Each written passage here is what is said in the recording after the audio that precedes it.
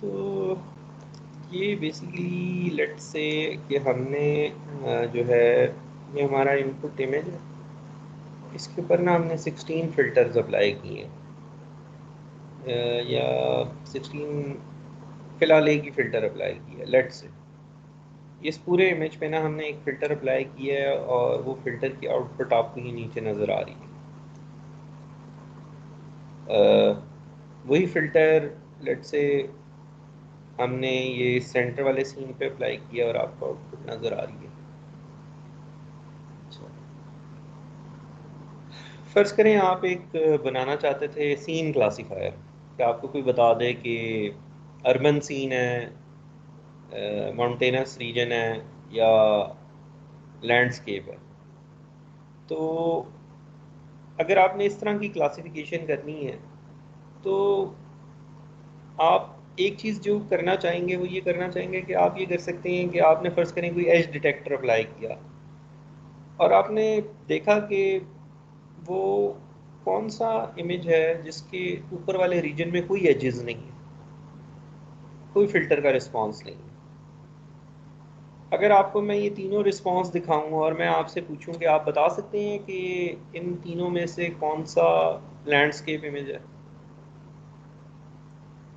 तो maybe you can guess, आप ये कह सकते हैं कि खुला आसमान नज़र आ रहा था तो कोई बाउंड्रीज नहीं थी, तो कोई कोई भी फ़िल्टर अप्लाई करें कुछ भी नज़र नहीं आएगा, मतलब फ़िल्टर का कोई रिस्पॉन्स नहीं होगा। तो may be out of these three जो है ये जो है वो सेंटर वाला सीन जो है ना वो लैंडस्केप है। तो अब पूलिंग क्या करता है, पूलिंग ये करता है कि हम करते ये हैं कि हम एक जो फ़िल्टर का रिस्पॉन्स होता है ना उसको मल्टीपल विंडोज़ में डिवाइड करके उसमें से कोई मैक्सिमम वैल्यू ले लेते हैं। तो अगर आप इन तीनों इमेजेस में मैक्स पूलिंग के लिए लेट्स सी ये बाउंड्रीज देखें, ये जो हमने ड्रॉ की हुई है, पूरे इमेज को हमने डिवाइड कर दिया है 4x4 में। तो ये जो लेफ़्ट वाला इमेज है इसमें जो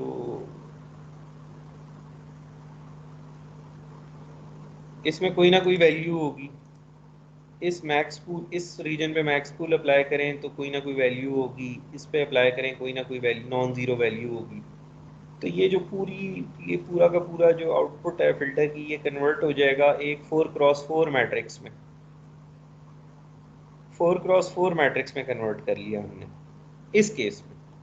अगर तो आप वो 2x2 रीजन लेना चाहते हैं और 2 का स्ट्राइड लेना चाहते हैं तो फिर आपको देखना पड़ेगा कि इस पूरी मैट्रिक्स ब्लू ब्लैक वाली मैट्रिक्स का साइज़ क्या है। But for the sake of simplicity हमने कहा कि हम इतने बड़े बड़े रीजन्स पे मैक्स पूल कर लेते हैं। तो जो 4x4 मैट्रिक्स आएगी इस इमेज के लिए, लेफ़्ट वाले इमेज के लिए, उसमें सारी सारी सारी जो हमारी वैल्यूज़ होंगी वो नॉन ज़ीरो होंगी, बड़ी बड़ी होंगी। लेकिन जो सेंटर वाले सीन के लिए आएगा वो उसमें ये जो वैल्यूज़ होंगी इस रीजन में मैक्स पूलिंग करने से वो ज़ीरो ही होंगी। तो वो छोटी मैट्रिक्स 4x4 मैट्रिक्स देख कर भी आप बता सकते हैं कि कौन सा इमेज है जिसमें आसमान नज़र आता है और कौन सा ये अर्बन इमेज है या माउंटेनियस रीजन है। तो तो क्लासिफिकेशन में या कोई भी डिसीजन मेकिंग जो आपने करनी होती है उसमें फिर बाद में आपने बात को समराइज़ करना। Maybe this pooling is a method to summarize your findings so far. तो ये तो बड़ी वो एग्जांपल्स हैं जिनमें बहुत ही चीज़ें मुख्तलिफ हैं। लेकिन अगर आप फॉर एग्जांपल कंपेयर करना चाहें किचन को बेडरूम से, फॉर एग्जांपल, तो किचन और बेडरूम में कितना फ़र्क होगा। मैन मेड ऑब्जेक्ट्स हैं, वो बेसिकली दरवाजे उधर भी हैं और इधर भी हैं, खिड़की उधर भी है इधर भी है, उधर भी एक फ्लैट सरफेस है टेबल के नाम पे, इधर एक फ्लैट सरफेस है बेड के नाम पे, तो तकरीबन एक जैसे ही ग्रेडियंट्स हैं। बहुत कम फ़र्क है। मे बी किचन, अगर हम किचन की बात करें तो किचन में कोई सर्कुलर आइटम्स पड़े होते हैं और शायद पंखा नहीं होता, और बेडरूम में पंखा होता है और कोई वो होगा, लैंप होगा। तो इस तरह की कोई फाइन डिटेल्स होंगी जो कि हो सकता है बेडरूम में किताबें पड़ी हों, किचन में ना हो। तो फिर इस वजह से हमें वो 2x2 पे बड़ा फाइन जाकर हम चेक करते हैं। हम पूलिंग तो कर ही रहे होते हैं, लेकिन बहुत ही जाकर हर फिल्टर पे अप्लाई कर रहे होते हैं। हो सकता है ये जो अर्बन सीन है इसमें सिर्फ वर्टिकल ग्रेडियंट्स ही हों ज़्यादातर। तो जो वर्टिकल ग्रेडियंट वाला फ़िल्टर होगा उस पे जब आप मैक्स पुल करेंगे तो उसकी सारी की सारी वैल्यूज़ नॉन ज़ीरो होंगी। लेकिन अगर ये जो माउंटेनस रीजन है इस पे आपने वर्टिकल फ़िल्टर की आउटपुट देखी तो शायद स्ट्रेट वर्टिकल लाइंस कहीं पे भी ना हो। तो cooling just summarises things for us.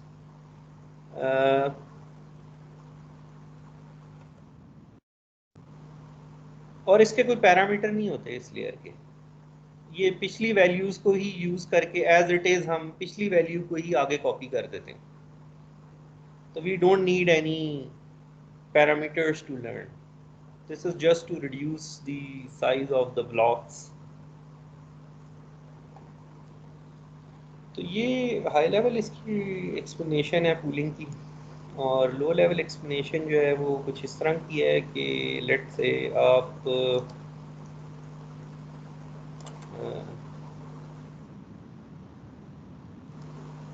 ये आपका इमेज है और इमेज के अंदर कोई गाड़ी है।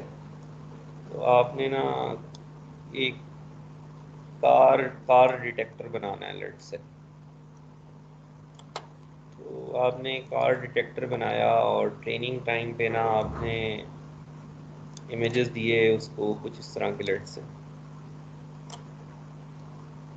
ये इमेज दिया आपने, ब्लू लाइंस नहीं है इमेज में। तो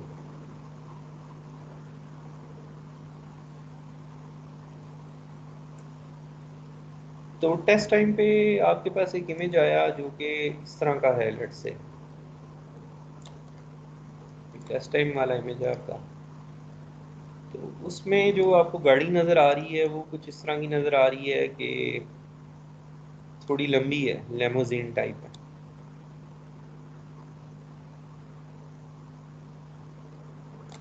लिमोजीन तो देखी होगी आप सबने।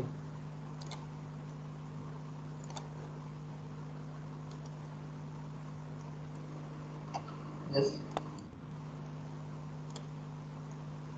तो बेसिकली ये है कि आपकी जो ट्रेनिंग एग्जांपल है which it is slightly different to your, जो टेस्ट एग्जांपल है it is slightly different to your training example. तो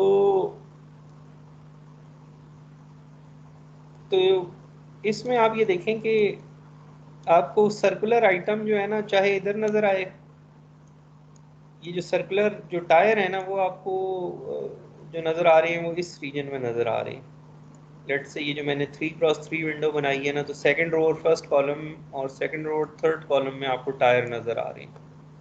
तो टायर इसके शुरू में हो, टायर इसके बीच में हो, टायर इसके दाएं बाएं हो, तो थोड़ी सी फ्लेक्सिबिलिटी आपको मिल जाती है कि आप मैक्स पुलिंग कर रहे होते हैं ना। तो मैक्स पुलिंग ये कहता है कि मुझे एग्जैक्टली अगर उस जगह पे चीज़ नहीं भी नज़र आई ना, एक बड़ी विंडो में नज़र आई, मतलब फ़र्ज़ करें आप कोई सर्कुलर फिल्टर अप्लाई कर रहे थे, तो और उस फिल्टर को अप्लाई करने के बाद आप कूलिंग अप्लाई करते हैं और कूलिंग करने के बाद आपके पास 3x3 मैट्रिक्स आ जाती है।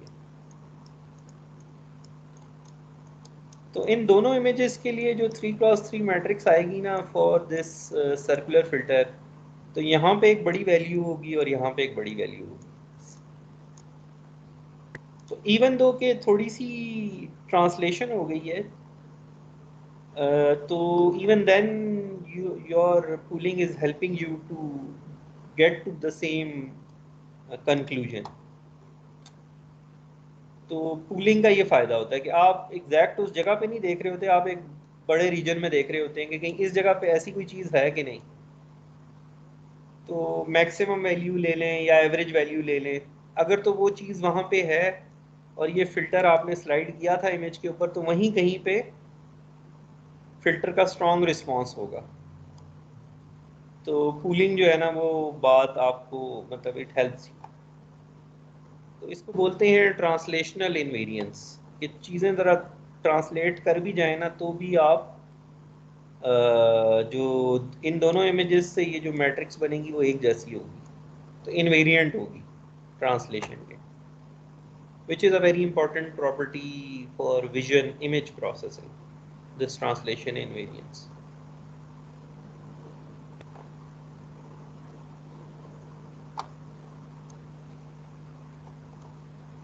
फेस डिटेक्शन में भी हो सकता है कि आपने ट्रेनिंग की थी, तो हो सकता है कि टेस्ट टाइम पे बंदे का जो माउथ है वो थोड़ा नीचे हो जाए, नाक थोड़ी इधर हो जाए, आपने किसी एंगल से तस्वीर खींची थी कि नाक इधर नहीं है इधर नज़र आ रही है, आंखें थोड़ी ऊपर हैं।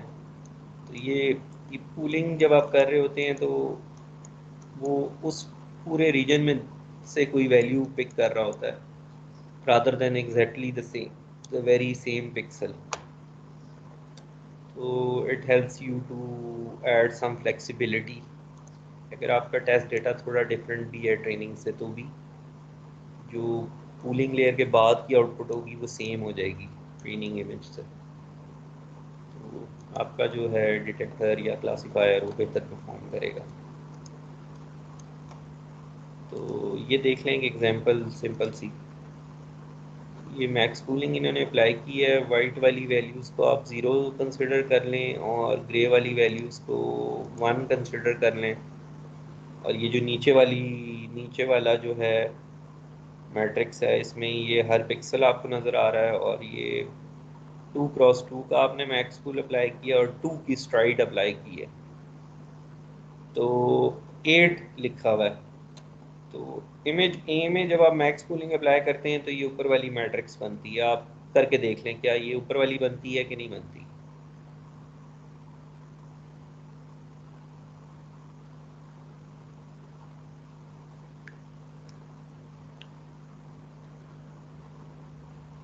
ये पहले वाला 2x2 में वाइट वाला पिक्सल आ जाएगा, वाइट आ गई इधर वैल्यू। इस दूसरे 2x2 में मैक्सिमम वैल्यू ग्रे है तो ग्रे वाला पिक्सल आ गया। नेक्स्ट 2x2 में ग्रे है, ग्रे आ गया। नेक्स्ट 2x2 में वाइट है, वाइट आ गया।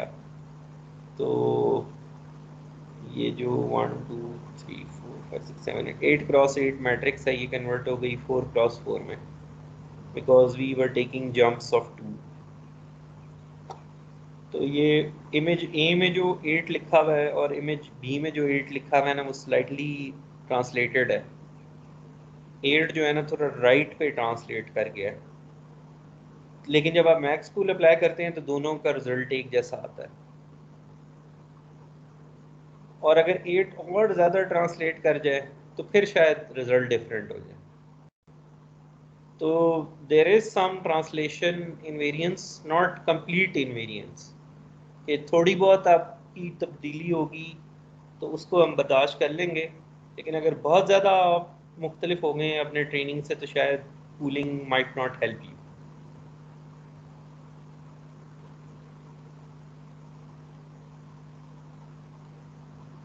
और दूसरा फ़ायदा तो है ही ना कि ये वैल्यूज़ कम हो गई तो नंबर ऑफ़ पैरामीटर कम हो गए, अगला ब्लॉक छोटा हो जाएगा। तो ये कूलिंग लेयर का फ़ायदा है, ट्रांसलेशन इनवेरियंस अप्लाई करता है ये। एक लास्ट चीज़ देख लें आप लोग। ये शायद रोटेशनल इनवेरियंस भी अप्लाई करे। अगर आप रोटेशनल इनवेरियंस का मतलब है कि ट्रेनिंग टाइम पे 6 आपने अपराइट देखा है और आप तस्वीर खींची है तो 6 थोड़ा टेढ़ा नज़र आ रहा है, तो ये भी मैक्स कूलिंग अप्लाई होगी। ये इमेज है, इस इमेज पे आपने 6 फ़िल्टर अप्लाई किए हैं।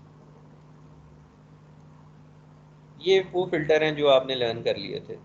तो ट्रेनिंग टाइम पे शायद उसने लर्न कर लिया था कि 3 इस तरह भी नज़र आ जाता है, ये इस तरह भी 3 नज़र आ जाता है, इस तरह भी 3 नज़र आ जाता है, और 6 इस तरह भी नज़र आ जाता है। तो जब आप पहला फ़िल्टर अप्लाई करते हैं, ये वाला 3 वाला फ़िल्टर इस इमेज पे अप्लाई करते हैं तो यहाँ स्ट्रॉन्ग रिस्पॉन्स आएगा। ये हमने देखा था कोरिलेशन करते हुए कि अगर सेम चीज़ आ जाए, और फिर इस तरह की चीज़ कहीं नज़र नहीं आई तो कोई भी वैल्यू बड़ी नहीं है। फिर दूसरा फिल्टर अप्लाई किया तो इस जैसा 3 तो है ही नहीं इनपुट पे, तो कुछ भी आउटपुट पे नहीं आया, और इस जैसा 3 भी नहीं है तो कुछ भी आउटपुट पे नहीं आया। फिर 6 की बारी आई तो इस जैसा 6 तो है, तो बड़ी वैल्यू आ गई, लेकिन जो बाकी 6 हैं, जो बाकी फ़िल्टर हैं वो नहीं है, तो वो कोई भी वैल्यू आउटपुट पे नहीं आई। तो ये आपके पास, आपने 6 फ़िल्टर अप्लाई किए हैं इनपुट पे, और आपके पास 6 ये ब्लू वाले डब्बे के 6 चैनल आ गए आपके पास। Convolutional layer is it has depth 6, और अब आपकी मर्ज़ी है कि आप कूलिंग लेयर कैसे अप्लाई करना चाहते हैं। ये इस फिगर में कूलिंग लेयर लोगों ने अप्लाई की है डेप्थ वाइज का कूलिंग लेयर का मतलब क्या है? इन्होंने कहा है कि पहले हम कूलिंग लेयर इस तरह कर रहे थे कि एक चैनल पे कूलिंग कर लेते थे, अगले चैनल पे अलहदा से कूलिंग कर लेते थे, अगले चैनल पे अलहदा से कूलिंग कर लेते थे, तो कूलिंग करने के बाद भी जो डेप्थ रहती थी वो 6 ही रहती थी। तो कुछ लोगों ने कहा कि नहीं, इस तरह नहीं, आप इस तरह पूलिंग कर लें कि आप क्रॉस चैनल्स भी पूलिंग करें। जिस तरह फ़िल्टर हम अप्लाई कर रहे थे तो क्रॉस चैनल्स कर रहे थे, अभी आपने जो फ़िल्टर अप्लाई किया है वो सारे चैनल्स पे अप्लाई किया है। पूलिंग करते हुए सारे चैनल पे नहीं कर रहे थे। अब क्यों नहीं कर रहे थे? जिन्होंने पहली दफ़ा पूलिंग अप्लाई की थी उन्होंने जो कोड लिखा था वो यही लिखा था कि मैं हर चैनल को ना छोटा करूँगा, हर चैनल को डाउन सैंपल करूँगा। फिर किसी ने कहा कि अच्छा, जिस तरह फ़िल्टर को आप डेप्थ वाइज अप्लाई करते हैं तो कूलिंग को भी डेप्थ वाइज अप्लाई करें। तो उसका मतलब क्या है कि पहले वाली चैनल में से 2x2 वैल्यूज़, अगले चैनल की 2x2 वैल्यूज़, उससे अगले चैनल की 2x2 वैल्यूज़, इनमें जो सबसे बड़ी वैल्यू होगी ना हम वो लेंगे। तो 3 चैनल पे आपने मैक्स पूलिंग की तो ये रिज़ल्ट आएगा आपके पास, और अगले 3 पे दोबारा मैक्स पूलिंग अप्लाई की तो ये रिज़ल्ट आ गया आपके पास। तो अगर आपने डिफरेंट ओरिएंटेशन पे फ़िल्टर लर्न किए थे ना, तो उनका रिस्पांस सेव हो गया, वो नेक्स्ट लेयर को मिल जाएगा। तो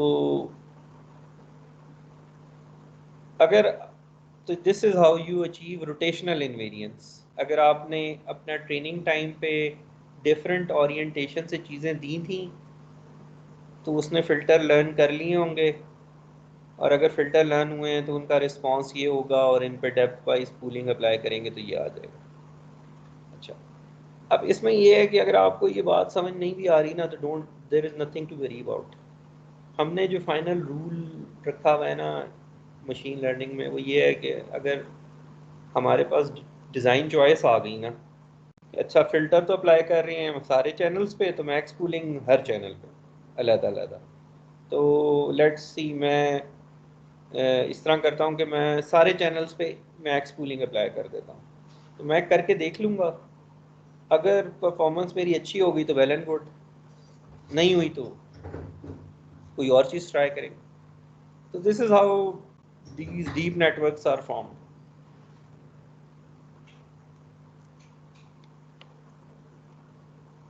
तो we have covered these basic layers. तो ये एक्टिवेशन फंक्शन तो आपने देखा ही है ना, कि अगर हमने वैल्यू एक्टिवेशन फंक्शन लेना है तो अगर तो वैल्यू किसी ख़ास थ्रेशोल्ड से बड़ी है तो हम उसको जो वैल्यू है वही रहने देंगे, और अगर ख़ास वैल्यू से छोटी है तो वी विल असाइन ज़ीरो। इस तरह का फंक्शन था ना हमारा ये। इस थ्रेशोल्ड से वैल्यू बड़ी है तो ये एक्टिवेशन फंक्शन आपको आता है, पता है, हमने डिस्कस कर लिया।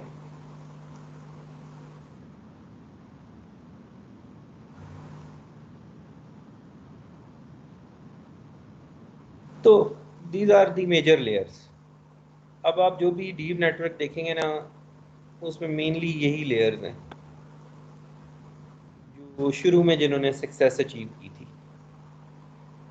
तो अब हम इंशाल्लाह, तो let's have a lecture tomorrow at 5:30 exactly this time.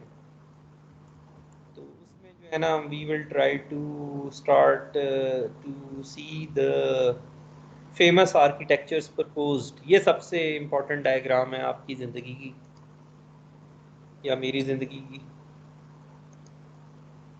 ये जब एलेक्स नेट ने अपना आर्किटेक्चर बनाया था ना, अपना नेटवर्क बनाया था, तो इस तरह बनाया था। Convolutional layer, max pool, convolutional layer, max pool, convolutional layer, convolutional layer, convolutional layer, max pool. फिर इस डब्बे में जितने भी न्यूरॉन थे उनको हमने एक लाइन में ड्रॉ कर दिया, और फिर फुली कनेक्टेड, और फिर फाइनली 1000 आउटपुट्स। तो वी विल सी के ये मेन इनपुट इमेज पे कितने फिल्टर्स अप्लाई करें तो ये ब्लू वाला डब्बा बन जाएगा। तो let's discuss this block diagram tomorrow. This is a very important block diagram. In after 2012 everybody memorised. रात को ना सोने से पहले ना एलेक्स नेट वाला पेपर अपने तकिए के साथ रख के सोते थे लोग। ये शायद इस तरह जो है ना, they can become deep learning experts. तो लोगों को सारे नंबर याद हैं इस डायग्राम के। Not that it is important, but लोगों को याद है। आप सोते हुए को किसी को उठाएंगे ना, बताओ एलेक्स नेट की तीसरी लेयर में कितने फ़िल्टर यूज़ हुए हैं, तो वो फ़ौरन आपको बताएगा। This was around 2012-13। अब पता नहीं, शायद लोग भूल गए हैं। तो you have seen all these layers, और इन्हीं लेयर्स ने जो है ना, अभी इन if you look back at it, कुछ नया तो नहीं हुआ। कॉन्वोल्यूशन आपको करनी आती थी, डाउन सैम्पलिंग आपको करनी आती थी, न्यूरल नेटवर्क आपको ट्रेन करने आते थे, बट क्या हुआ ऐसा कि अब ये काम कर रहे हैं और पहले नहीं कर रहे थे। तो let's discuss this tomorrow at 5:30 इंशाल्लाह।